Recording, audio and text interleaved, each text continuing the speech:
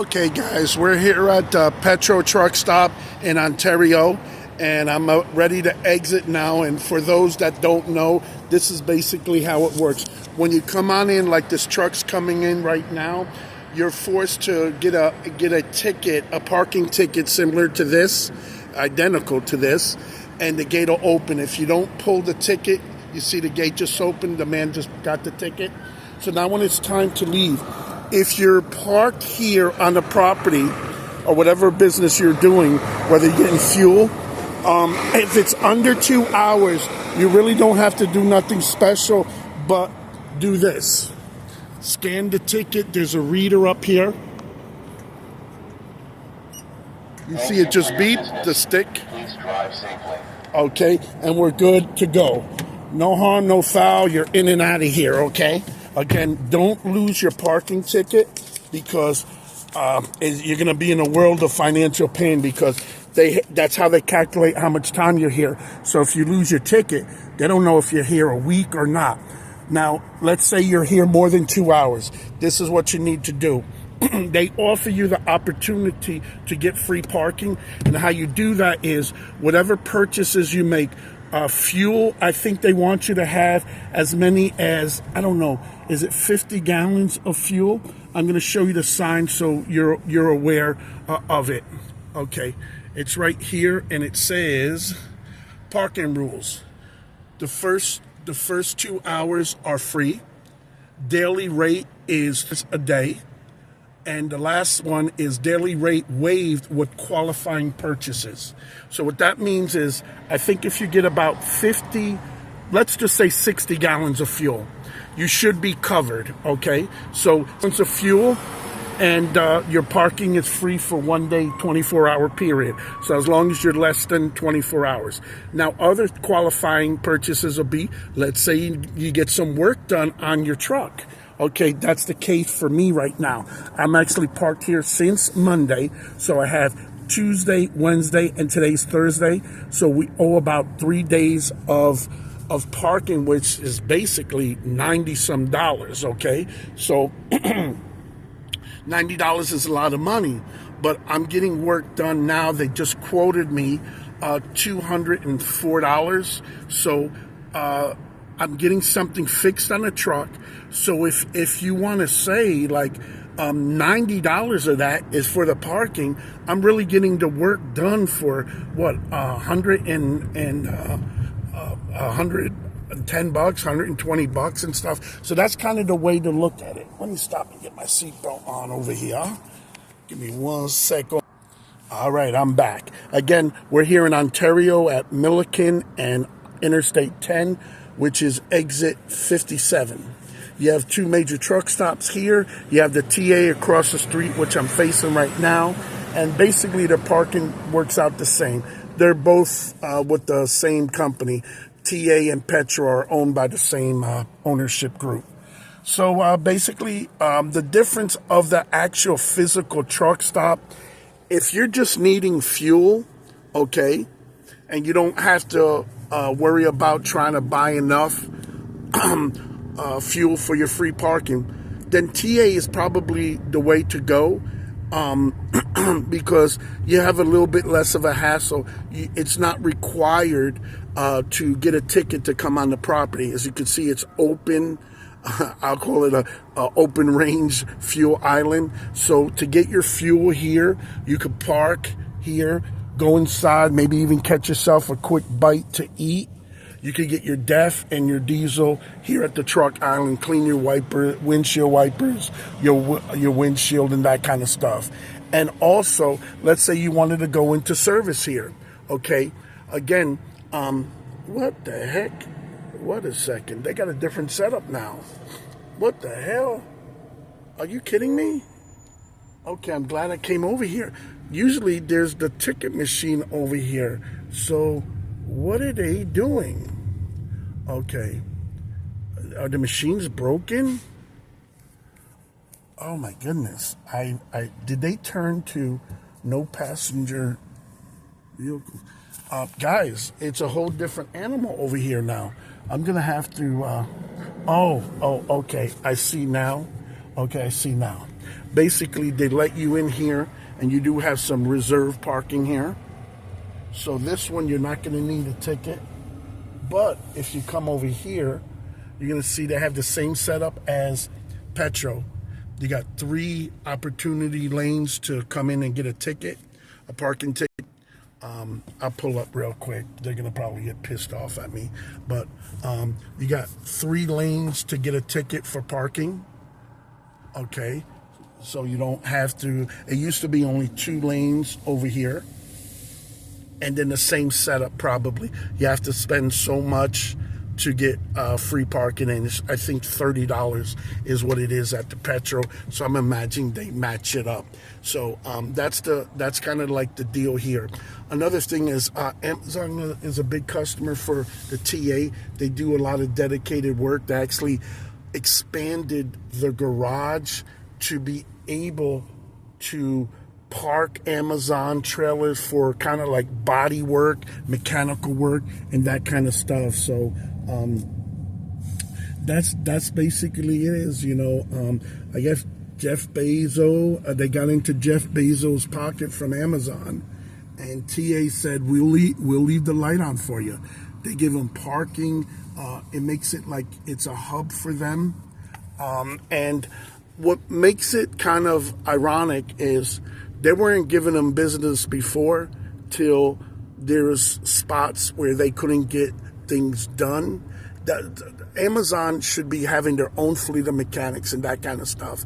They tapped into the TA here, and TA made a special sweetheart deal with them, allow them to park drop trailers that need physical work. So those drop trailers, in essence, is taking up parking spots for the regular truck drivers willing to pay for it. And they're getting a special treatment. I think they have a separate building that they work on the Amazon trailers, so that's how that is. And if you could look straight ahead, you can see some of the blue trailers. I'm going to try to get a little bit closer there. That's the deal that they got. So it's a little bit of a hub, and they're dropping trailers to get fixed. And then guess what? Pretty soon it's going to be like dropping hook over here, dropping loads and that kind of stuff. You can see the Amazon trailers in the back. Let's see if I can block the light a little bit all the way down there. So that's about it. And another thing is, if you're wondering, how much money does the truck stop make fixing trucks and that kind of stuff? Let me tell you, brothers and sisters, they got a fleet of vehicles here. You see these? Man, I wouldn't be surprised if a truck like this, custom, is definitely over 100,000, no doubt about it, because this is a normal pickup truck with the right equipment, but all their custom tools and lift gate on the back. So these are road service vehicles. So if you had a road breakdown call, guess what? One of these guys will be coming out to you in one of these trucks, and you're going to pay top dollar. And TA makes a fortune with that. I was in Vegas, and they had about 15 of them. And I'm pretty sure they have just as many here, but not right now. But if you can look, we can count. Look, we got 1, 2, and these are the plain Jane's ones.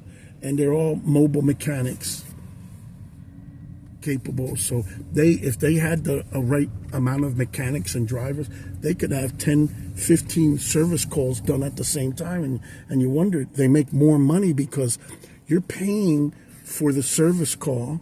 Here's our 4th one, our 5th one right here, our 6th one right here, 7 and 8. So right now they got 8 here. They got some park across the street at the Petro T. So you don't know which mechanics are already on the road doing some service calls. But it's a very lucrative type business. They have an outstanding business of just parking the trucks. Think about it. I think they charge $40 for reserve parking. So if you're oversized or something like that and you're nervous you're not going to find a parking spot here in California, that's the way to go, because people are forced to comply with paying, reaching in the pocket, where other states, parking is kind of like known as free, but it's not everywhere. It's supply and demand. And here, they have strict policy on the street parking. You normally have trucks parked on the street, avoiding to parking. And this is Gustav. I can't pronounce the street name, but it's the street right in front of both truck stops. It crosses Milliken. If you see, there's only a couple trucks here, and they got the lights on, running and stuff. A few years back, they had a big, how can I say, blitz on enforcing no parking here, and these truck drivers, what was happening is they'd roll up on them in the middle of the night, okay, the police, and we're talking about the Ontario Police Department here. They even had a light up construction sign here in the middle letting you know that no parking is being enforced. And what they were doing is they would roll up on the truck driver, knock on the door, wake the driver up, okay, give the driver a parking ticket, and don't mind, it gets even worse. They would come with a tow truck at that time, and they would tow the vehicle. And I heard that the drivers were getting arrested, so I didn't know if that was a little bit storytelling and stuff, but literally they'd knock on the truck door, wake you up, extract you out of the vehicle, give you a ticket, and tow your vehicle. So they were definitely meaning business. They were meaning serious business.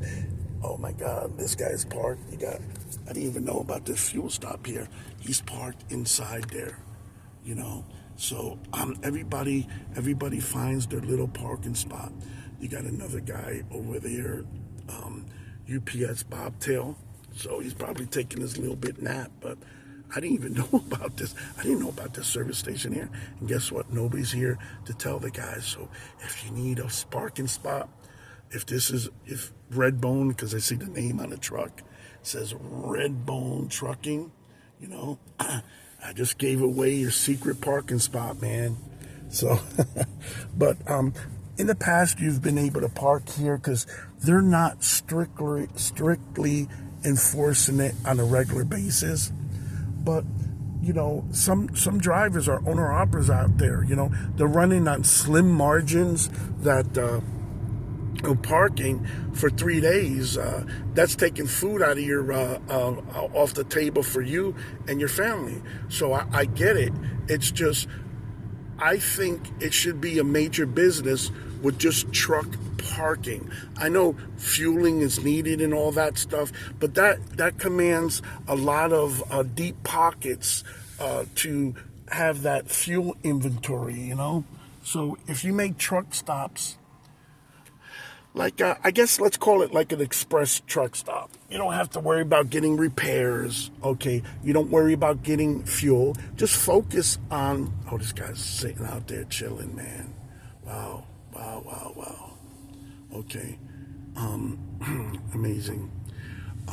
Anyway, getting back to the truck stop situation, it's just basically made for people who need to park and get food and in and out. So if you're not tying up money and resources into fuel pumps that are constantly breaking down, fuel inventory, you have to keep ordering, tying up those money, and the space. The train's going by. Let me close the window. If you're not tying up parking space because you have to have the fuel islands, 10, 15 fuel islands, you can turn a nice piece of property into high profit, where you could maybe give a reduced parking rate or charge half a days instead of full days. So people come in and park and just do a 10-hour break. So if you do 12-hour shifts of parking at AM and at PM, and whenever you fall in, something like that, it's got to get worked out. But you can make some moolah, and that's what the world is driven by. You got to make money. Cash money. So we do have about 7-8 trucks and trailers, bobtails scattered here, but it looks like I'm seeing some blue lights down straight ahead, and there's some railroad property that I've even find myself parked in the past.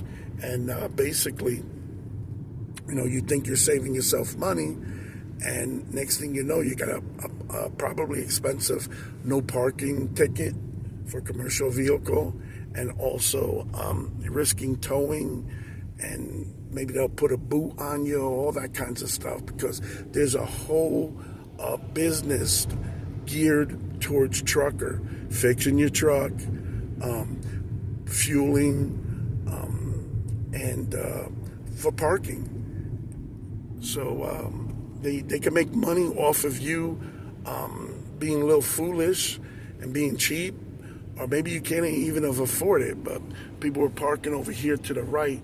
This is railroad property, and I just don't understand. Like, man, they could be making some serious money there, but the railroad company is not interested in helping the truck drivers out, because they could set up parking in here. They put these boulders over here.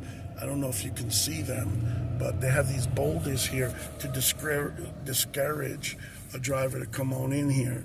And you would come in here because they need to access this. So it pisses them off because they can't just block it off completely. So they've put debris here, rocks, that kind of stuff. And, trucks still, they look beyond it. They look at it, oh, here's a parking lot here, man. I can, and look at all that debris over there. I don't know if you can see it so good, but I'll do it outside here. So, it looks like an easy parking spot, thinking like, hey, nobody will mind if I park there. And then they can lock you in and call the cops and all this kind of stuff. So you just got to be careful where you park. Now, here's another little go-to move. Just east of the entrance to the truck parking of the Petro, there's a section here. This is a dead-end kind of cul-de-sac. We'll go ahead down here and just show you. Guys are parking, sleeping here, and that's what they figured. Hey, they need to do. You got some bobtails here. I just wish, me personally, I had the financial resources to go ahead and get into the truck stop business. And man, I just would love to make a very driver-friendly environment, catering to truck drivers, over-the-road guys, to just do all kinds of stuff. I mean, there's some large truck stops like Iowa 80. They're doing some nice things there. They make it entertaining. They got a museum. They got a dentist's office, a chiropractor, hair salon, laundromat, all kinds of restaurants, and it's cool. It's just we're in the 2020s now. So you need a little bit more. I mean, I think they should also have there's a lot of drivers with pets. Maybe have a veterinarian or grooming service for their pets so they could get taken care of. I'd love to see the parking lot set up with some type of Bluetooth audio, or the audio sent over the radio channels of your vehicle, and have it like a drive-in movie theater or something like that, and you include it.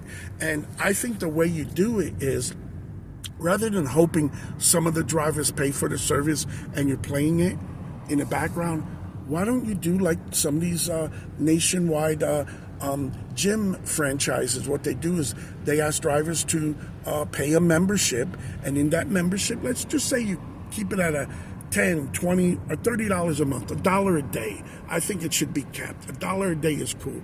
Driver pays $30. Now you're authorized to park at those truck stops nationwide.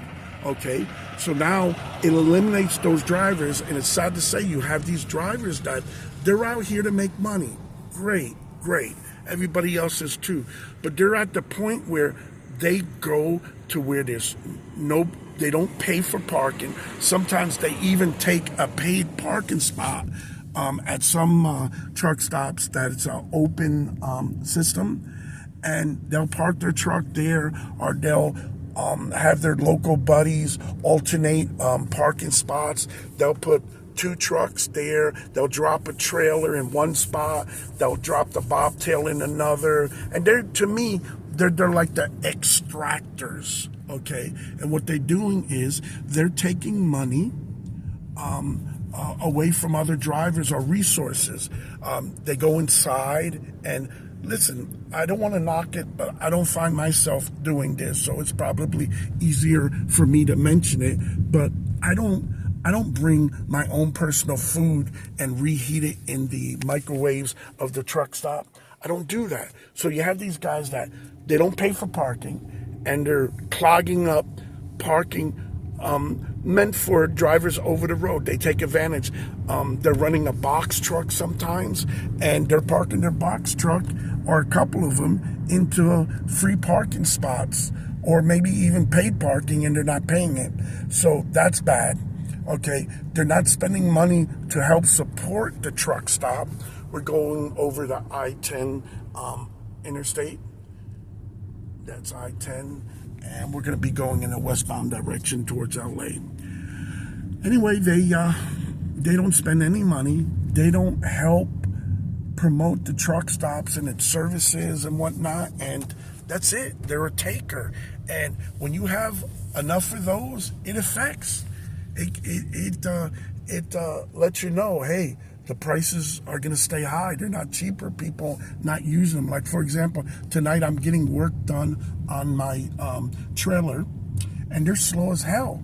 So they told me, hey, listen, we normally charge by the hour and stuff, hourly mechanics, but they have some mechanics, and some guys don't know this, but they're paid by commission. So those guys have a chance to make a higher amount, and how basically it works is they're signing their own paycheck, because the higher that they can make the job out to be, the more percentage that they're going to make.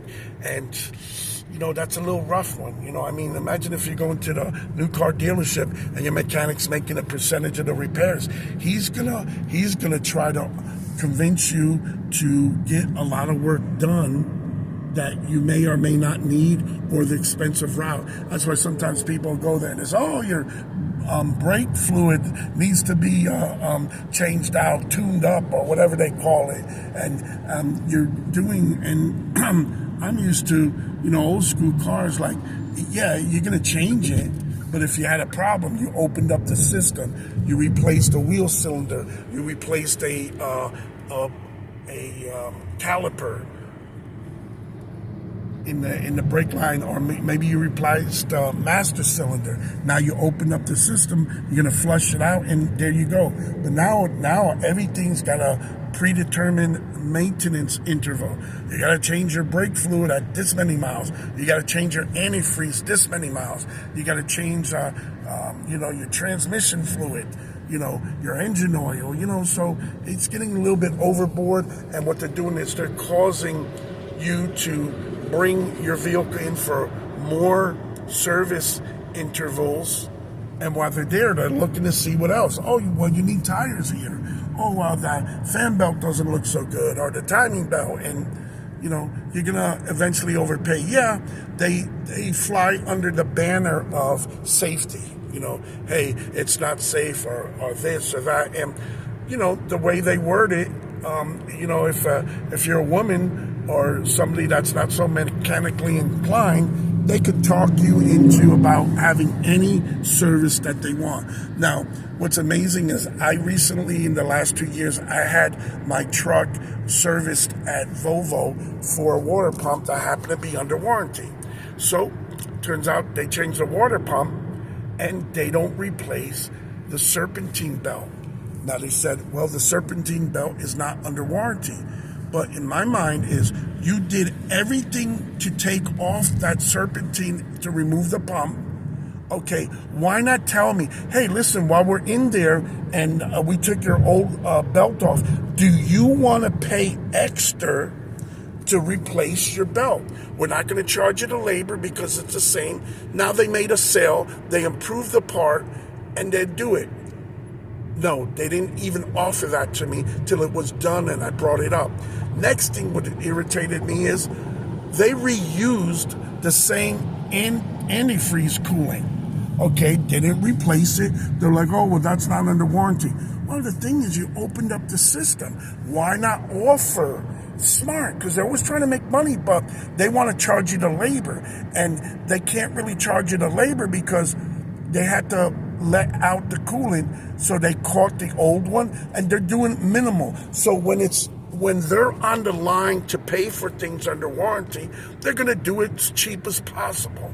But imagine if your water pump was bad and it wasn't under warranty, and you're like, hey, they're going to tell you, oh, well, listen, we recommend you changing the coolant. We also recommend changing the serpentine belt. I don't know why it's beeping. And they get you, so it's like a double standard, you know, hypocritical a little bit, borderline, but that's how it works, you know. So anyway, we're driving around here, killing some time. It is 4 in the morning in California time. East Coast, you're looking at 7. What's this guy standing here for? Oh my God, are you? ¿Todo está bien? Yeah, estoy esperándome right there. Okay, good. Colo suave, ciao. Guy's waiting for his ride on the off-ramp, so I guess got to get to work and stuff. Just want to make sure he was okay. Yes, I do speak fluent multiple languages. Yes, we do. So that's about it. I'm on my way here, just under the underpass here. There's Yum Yum Donuts, and I think I'm going to get a breakfast sandwich. So we're going to start our day. I like to run on East Coast time. So again, here it is 4 o'clock. East Coast is 7. So I'm getting work done on my trailer right now. They're working on the mud flap. I'm having them upgrade the hangers for the mud flaps. One of them, the integrity of the strength of the metal was kept flexing and bending, and I had it heated up with the torch and put back straight in line, and we went into some cold weather and it didn't hold up. So bought a new 8-foot one section of mud flap bar. I guess it's called angle iron, and we're gonna have it installed. I wonder what's going on over here. Oh man, they pressure washing the sidewalk, and they do have homeless people that kind of like live or hang around here. So the guy's doing work, and he's videotaping and taking pictures so he can get paid and they can be happy. So we're at Yum Yum's Donuts here in, I guess it's still considered Ontario. And they're open 24 hours. They make the donuts right there in-house. And they got a nice, it's kind of like a Western breakfast sandwich. So we're gonna go for it. They got a little section to sit down. So I'm just killing a little bit of time while they're working on the mud flap. And hopefully everything works out good. So it is what it is. Let's see how much longer we can videotape here. I don't like make people feel too uncomfortable. Got my water. Let's get the key. By the way, the car I'm in is a Kia Soul. I rented it for 2 days, and it makes it real easy to get around. I could keep the truck safely parked. Let's go ahead and lock. Okay, that's locked up. Put the key away. And it looks like they just finished cleaning up over here. They do have homeless people here. It's sad. I try to help them out, but they have to keep it clean because sometimes bodily fluids build up here, as disgusting as it sounds. But that's life. At least Yum Yums are open 24 hours. They have to keep things really clean here for their customers and stuff. Hello, how you doing today? Good. All right. So it's nice and busy. Oh, how you doing? Hola, ¿cómo está? Buenos días. Muy bien, muy bien. That's a little busy, so we'll chill a little bit here. But they got some donuts I'm going to show you here, guys. Delicious and made in-house. Made in-house. I love the bagels right here. I love the garlic and their everything bagel. and they toast it here. They'll put cream cheese. They'll put butter on for you. You know, so just showing people. Excuse me, but no problem. Sorry. My people are hungry, so I'm treating them to breakfast, but with the eyes, you know, it's a lot cheaper. Beautiful muffins here. One of my favorites is the coconut donut. They got it here somewhere. I'm going to respect the customers here, let them order what they have. We're not in a rush, so we're gonna chill over here for a little bit. Kill a little bit of time while the mechanic's working on the trailer right now. So, yep. Guys, my little hole-in-the-wall spot. There's actually parking for the truck. It's a makeshift parking spot where I'll go ahead and park on the exit ramp of I-10. It's exit, I guess, 53 or something like that. And there's a hole in the fence where I've done videos before. I park the truck there and it's safe, lock it up. Walk through the fence, not even 50 feet or so, and I'm inside here. So when I'm not in a car, I'm still able to sit down here and enjoy some good food. So guys, we're going to wrap it up here. I hope you guys enjoyed the video. Again, I'm John the Driver. Thanks for checking out my channel. Hope I was entertaining and you were able to learn something. If you had any comments for me or any ideas or anything, please, I really welcome them. I do check out my comments and reply to some of them. I'll give you a thumbs up, a like. If I really love it, I'll give you a big heart too. So again, John the Driver. We're here on YouTube. I'm a driver out of Florida. I'm over the road, and we're just out here trying to have fun, make some memories, and learn some things, make some new friends along the way. All right, guys? So God bless, and please be safe. Have a DOT-free day. Thank you very much.